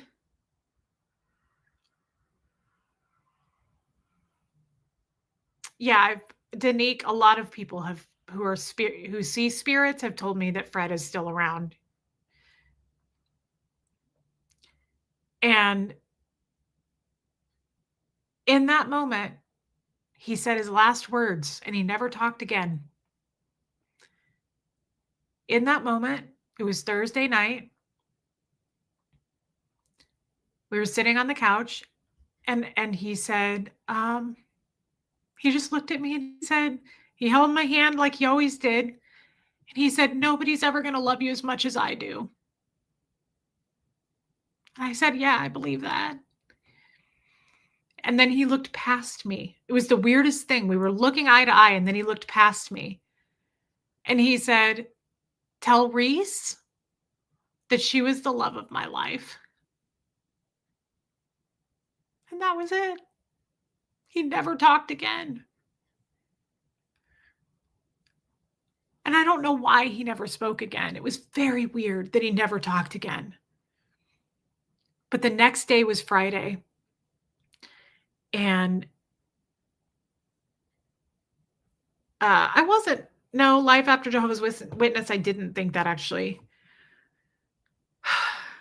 He never talked again. We woke up and I didn't know he wasn't going to speak, but he was wide awake. I don't know if he had a stroke. I don't know if this was a choice because he was alert and awake. So it's not like he was incoherent, but he never chose to talk again. Those were his last words. Never talked again. Wide awake all day Friday. And the morning that we got up, I tried to talk to him. And he was nodding his head and he was doing this, but he wouldn't talk. And I said, Fred, are you dying? And you know how I always asked him that. And he just looked at me. He wouldn't answer me. And I said, are you dying, Fred? I need to know. And he didn't answer me. And I asked him one more time and he said, and it was so, I was like, this is really happening. So I called my friend who is a nurse, Sherry, and she said, you need to get hospice over there. So I called this hospice company, and this lady comes later in the night, and hospice is amazing. This woman was horrible. And this lady finally shows up, and she comes in to assess him, and he's making so much noise. His back is hurting so bad. I had to leave the room, and I just let her assess him. And she comes out of the room, and she goes, okay. She goes, geez, they sent me over here. She goes, I thought this guy was dying tonight. And I said, um, that's my husband. Maybe you could be way more respectful than that. Like, I was shocked that this lady was so out of touch with reality. Hospice nurses are amazing. So she left. She said he doesn't qualify. And I was like, he's 95 years old. Like, what is he not qualifying? So I call my friend who's a nurse, and she's like, what? And I said, I don't know what to do. He's in so much pain. So she calls her friend, who is the executive director of a hospice company, a different company. And she goes, I'm so sorry. Danique, thank you for your super sticker. Thank you so much. She said, I'm so sorry. We will get someone out there immediately. And this really kind lady came. And by this time, this was Saturday. They brought a bed and they put him on hospice. He qualified because of his congestive heart failure. And he still never spoke. And I had Doug come over with Huxley. I did not want Huxley to stay because I was such a mess, and I didn't know. I thought, I bet we have like a week. It's starting to feel like I got a week with Fred, and I was starting to really panic. So Huxley comes over, and of course that was just a nightmare because Huxley loves Fred. And Huxley comes over, and he laid on his body, and Fred just held him and hugged him, and Huxley was crying, and Fred was just stroking his head. And Fred was in the Navy, and he looked at Huxley. He never spoke. He never talked again, just hand gestures and nodding. And he looked at Huxley and he went like this. And it was so hard. And Huxley just lost it. But what's really amazing about that is Huxley and I went before I moved. I went to visit Fred's grave all the time. And when I took Huxley last to his grave, he did this a couple of times, but the last time we went, Huxley saluted him. And that's just kind of like this thing they had between each other. And they left. Huxley and Doug left. And this was Saturday. And my friend came over, the nurse, to help me. Hospice came and brought a bed and got him all set up. And I called his son. And I said, I know we don't talk. And I know you guys don't really seem to be interested, but he is on hospice. We're at our house. And they showed up. They drove the 3 hours. And yeah, I think Huxley remembers, Ray. They drove the 3 hours. The wife walked in. And the first thing she said, she goes, I'm sorry for the way he looks. She's like, we had to leave in a hurry. These people were just very about how they look. It was all money. And they walked in, said goodbye to him, and left. I mean, there was no feeling. There was no emotion. And that's fine. I feel like I did the right thing in my heart. Why can't the patient be in their own bed? I think it's easier to put them in, like our bed he was in our bed at home. Hospice bed, it was like a hospital bed. And when you're on hospice, they were dosing him with a sponge, like morphine. They were giving him morphine for his pain. And I think it's just easier to put them in like a smaller contained bed where they can dose the medications, they can check his heart. They were doing a lot of things. And the rest of that day, I just laid in the bed next to him. Hey, Cindy. So happy you are celebrating Fred. I love how you love and respect that special man. Also the love and respect for your subs. I'm really struggling. My birthday is February 12th and 25th is the anniversary of Todd's passing. Prayers, please. Cindy, happy early birthday. Guys, Todd was Cindy's husband. And I know this woman personally. Cindy, thank you for saying that. Thank you for sharing with us. You are in good company, I promise. You're in the right space right now. I love you, Cindy. Definitely prayers sent your way. Thank you for your super chat, babe. I love you. You can always reach out to me. It's okay, Justine. So I laid in the bed and I just talked to him, and he stayed awake all day until about 6:30 in the evening, and then he closed his eyes and he never opened his eyes again. But I just laid there and he was bald like Tommy, and I just rubbed his head. I didn't stop touching him. I was rubbing his head. I was grabbing his face and just kissing his cheeks and talking to him. And I was just thinking, like, is this isn't like, I was in denial. I thought I still have days. When people go on hospice, they don't die the day they go on hospice. Like, this isn't happening today. And thankfully, my good friend Sherry, the nurse, she knew hospice patients very well. And would you say he was your soulmate, Pam? 100%. No question. Yes. Sherry was doing the countdown with me. And she was like, bodies do certain things when they're dying. And so she was really trying to prepare me. And I'm so thankful that she was there, because I don't think I wouldn't have been in on the signs. I didn't know. And he did what's called the death rattle, which is like struggling to breathe. And he was going through that. And I was hysterical. And she was saying, Reese, they can't feel this as much as you can. This isn't hurting him as much as it's hurting you. And it was just really kind of a beautiful thing. It was amazing that she was there with me. But Fred was a piano player for 90 years, and he died that night at 9:00 exactly. And I think Fred would have gotten a kick out of Tommy. I think Fred would have really laughed. I think they would have had some really good sense of humor together. Yes.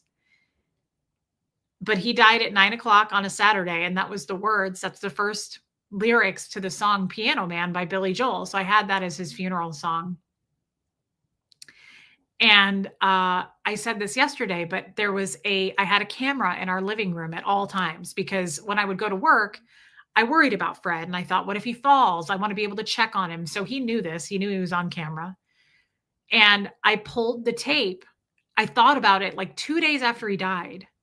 I pulled the tape because the tape would have been lost forever.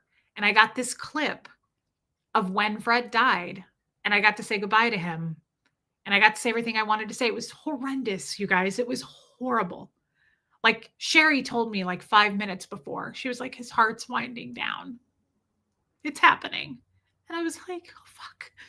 I wasn't ready, but I was ready, because I don't even think I peed that day. Like, I wouldn't leave him. I just laid with him.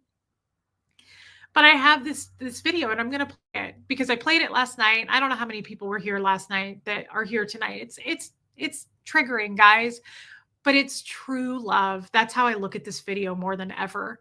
What I say to him is so pure love. If you got to be with your best friend and say goodbye and say everything you wanted to say, this video is just me sending him off and being alone without him. And I'm going to play it because it's beautiful. At this point, it's beautiful for me, and I hope you don't mind. It's just like a minute long. I really do love this video, though. Yeah, his heart stopped beating. Oh my God.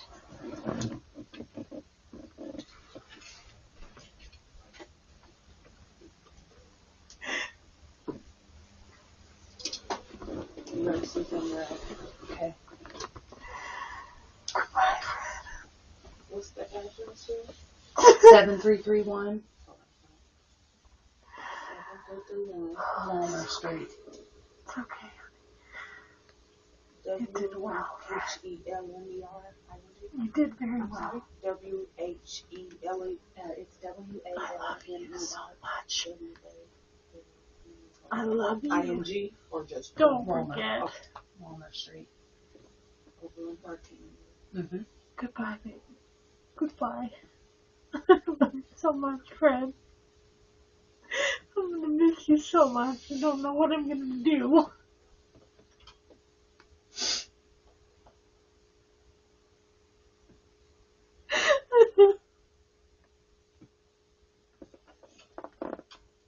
Oh, Fred. Oh, thank you, Fred. You made me so happy. Oh, goodbye.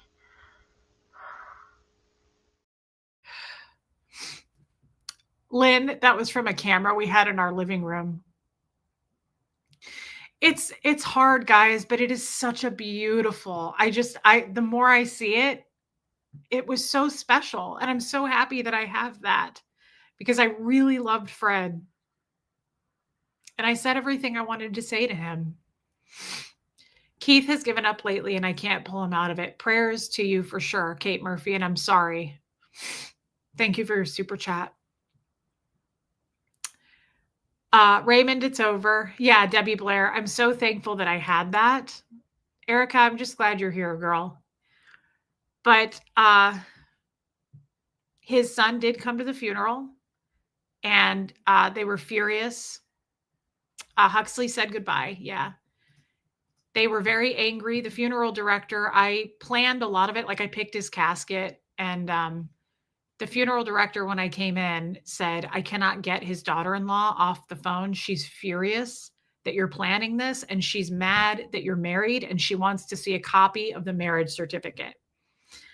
And I said, I'm happy to show it to her, but I don't ever speak to her. Like, what does she have to do with anything? And she was just so angry. And this is the woman who filed for his life insurance and his pension within 24 hours of him dying. They just took him. They took his money. They took all of that. So they came to the funeral, and I sat in the front row, and they sat behind me. And I was such a mess at this funeral. I don't even remember sitting up. I had my head in my lap the whole time. And my dad was next to me, just rubbing my back. And I was so loud. I remember crying so loud at this funeral. And they got up to leave when it was over. And I went to his son and I said, I need to tell you something because I never get to talk to you. And I said, I just need to tell you because I'll never see you again. I said, I really loved your dad. I was crazy about your dad. And whether you want to believe that or not, Mary Behrens, we're with you, girl. I said, I don't care if you believe it. I loved your dad. And I said, he was absolutely the love of my life. And he kind of got tearful. And he said, thank you for all you did to take care of my dad. And that was it. And they got in a car and left. She wouldn't acknowledge my presence, his wife. And it doesn't matter. Again, I got what I wanted. I wanted Fred. I got what I wanted. So I'm trying to look at my other videos. Can I just play I have 2 more videos of Fred I want to play. Can I play the beginning of the Stardust one again? Because some people just came in. This is my favorite video of Fred. And now that I have these cool tricks and I can play this stuff, I'm excited. Do you guys care if I just play the beginning of Stardust? I want you guys, Stardust was my favorite song that Fred would play on the piano, but this is my favorite version. I have a few recordings of Stardust. This is my favorite. And it's so loud. And I want you to pay attention to his hands. And he's so good. I just love it. And I want to hear it one more time. I play this a lot, home alone.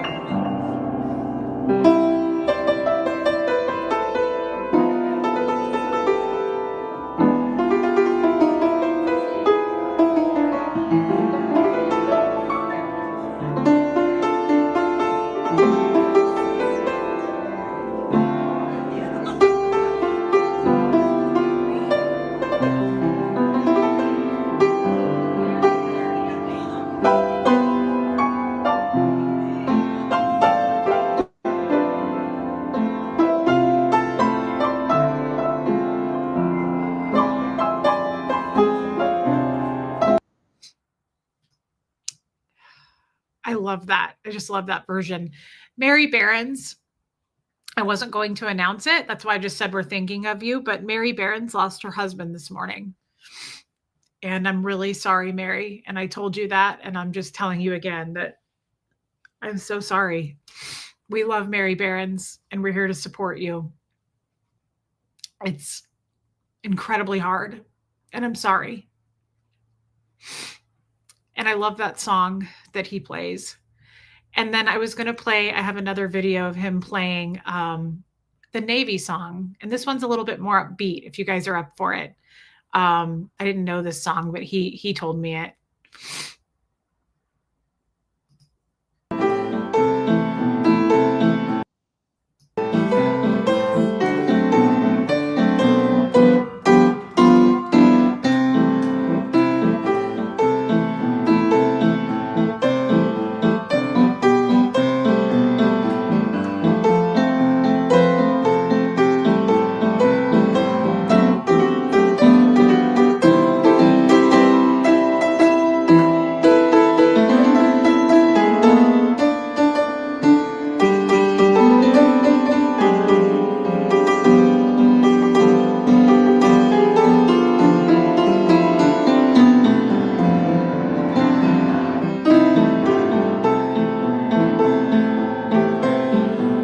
Look at his smile right there. I got to back that up. Look at his smile.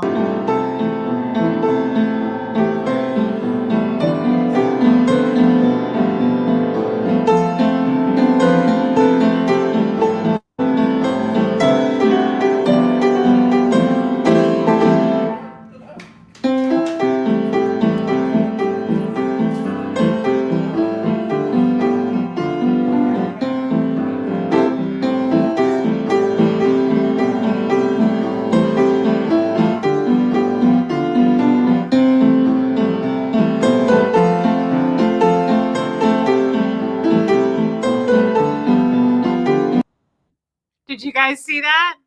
This is another reason I watch this video all the time. He always winked at me when he played. I'm going to watch.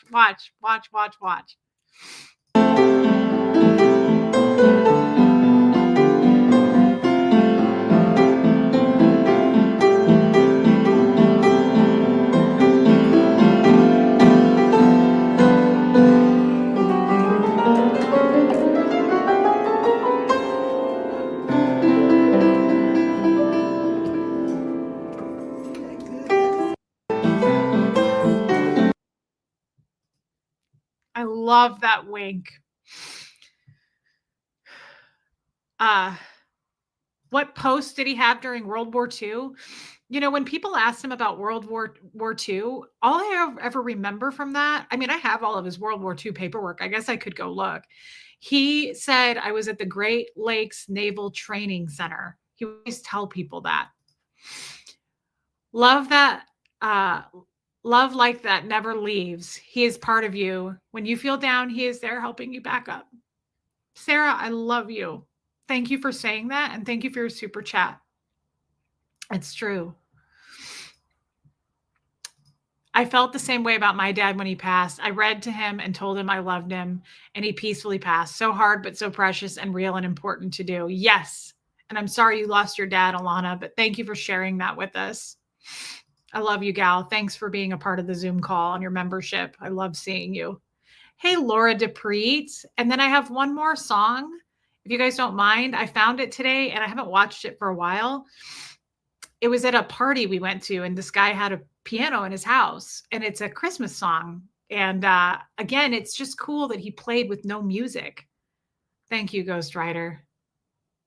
Oh, I have no question, no doubt in my mind that, have you noticed how my life has improved since I got accidentally outed in Scientology? I got away from an abusive ex-husband. I moved here. You don't think Fred had something to do with that? Because I do. My life has slowly improved because of Fred. I have no doubt. I have no doubt that he's slowly showing me things along the way because he couldn't do it all at once. I believe that. This is another song, Christmas song, and it's just really pretty.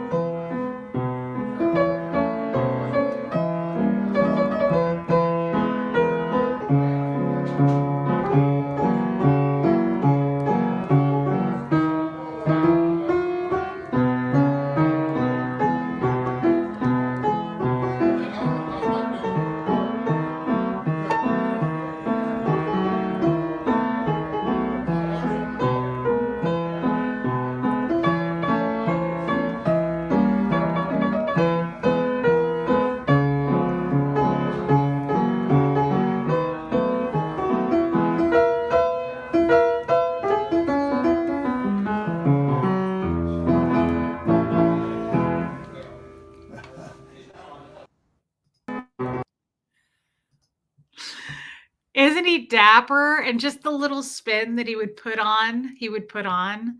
Um, One last time, I kinda wanna play him playing happy birthday to himself. He played happy birthday to himself in a big department store, and some people just came in. Can I play that? Because we're gonna end it that way. Today is his birthday, and I wanna play it one more time. He played happy birthday to himself, and it's just so cute.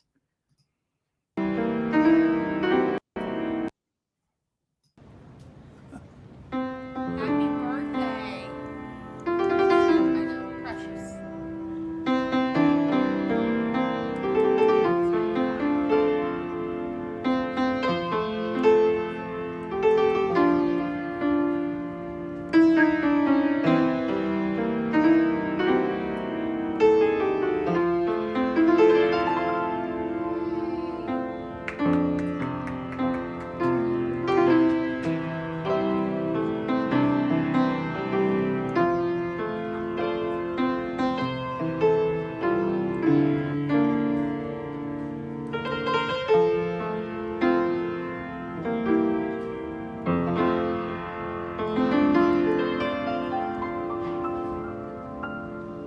Aw.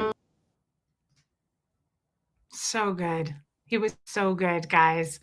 I wanna say thank you. Did somebody just ask me? Oh, how did he start playing? He took lessons when his parents made him pick an instrument. He was born in 1924, and when he was 5 years old, he picked the piano, and he took lessons with Bess Truman, Harry Truman's wife. He took piano lessons with her. Christy Kitts, welcome. So I wanna say thank you for being here. This was so special to me, and we'll do it every year. I love talking about Fred. He died on April 20th, and that's coming up. I'll probably talk about him some more then. But now that we can play these videos, I've got way more, and I'd love to play them for you if you guys are interested. But thank you for listening today. Please hit subscribe. Yes. Thank you for that. Blew it out. Thank you guys. You guys are amazing. Original Anne, I'm glad that you're here. You guys, I mean it. Thank you for being here with me. It means so much to spend this time with you. Mary Barons, I love you, girl. Thank you, Alicia. Guys, I know Fred would thank you too. This is very special. I can hear him going, "Oh, honey." He was very modest, but he would have loved this. And Original Anne, happy early birthday, you little Aquarius. So thank you for listening today. This was it really, really was what I needed. So thank you. Thank you for being here. Wanda, if you're still here, thank you. Guys, thank you for the super chats, celebrating. Thank you for the memberships. But just most importantly, it means so much to me that you sit here with me and hold my hand through this and just be so loving and supportive. Sandy Sue, thank you. Mags, and to all the new people, you're two of them right there. And Sid Green, thank you for being here. I love you, new people. I love having new people join us. Armine, I love you. And catch the first hour, Armine, because Gertie wears all of her new berets. Bonnie Lucas, thank you for being here. Sandra Ferguson, thank you guys. And I will see you all. I'm going to go say hi on Chase the Heat. If you guys want to pop over into Johnny's feed and say hello, I'm going to go over there and say hi. Rain Virus, you and Joe, Tony's Hooter, thank you guys. Happy birthday to Fred. Thank you for joining me. And Katie Fulton, I love you, girl. I mean it, guys. This was an extra special one today. So thank you, thank you. And well, we'll end it with some more Fred. Thank you for being here. I'll see you all. Oh, by the way, I probably won't do a stream tomorrow because it's the Super Bowl. I don't know. Should I not because it's the Super Bowl? Are you guys all going to be watching the Super Bowl? I don't want to come on and stream and everybody's watching the Super Bowl. So I don't know. Real quick, put a 1 in the chat if you think I should do a stream tomorrow and you're available, because otherwise I don't want to ruin people's days. 1 in the chat if you want to watch a stream. Otherwise, just go to your Super Bowl parties. I don't really know. I don't watch sports. Okay. Oh, well, there's definitely more than one of you. I thought maybe like 2 people. True, Sarah Browett. You don't care about the Super Bowl? Well, then maybe we'll do a stream tomorrow. I was not going to because I thought everybody's going to be watching the Super Bowl. Okay. All right. Then I'll probably come on tomorrow if you guys are up for it. Yeah, Squirrel Girl. True. This time last year was the first time I met Tommy in person. As a matter of fact, it was February 9th, I think. That was the first time I met him in person. Yes. Okay. I'll try to pop on tomorrow then. I love you guys and I mean it. Thank you for being here with me today. This was extra special. Thank you for celebrating Fred's birthday. Happy Freduary, everybody. And here comes some more Fred.